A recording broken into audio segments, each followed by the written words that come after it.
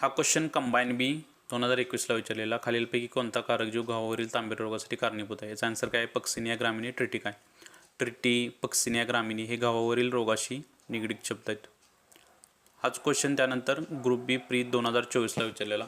गव्हाच्या सुट्टे काजळी कुठल्या कारकामुळे होते? Ustilago segetum. आणि खोडावरील काळा तांबेरा पक्सिनिया ग्रामिनीच.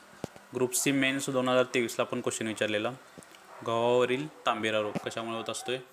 Puccinia graminis tritici. या केसमध्ये त्यांनी काय दिले? ट्रिटिसाय ट्रिटिका.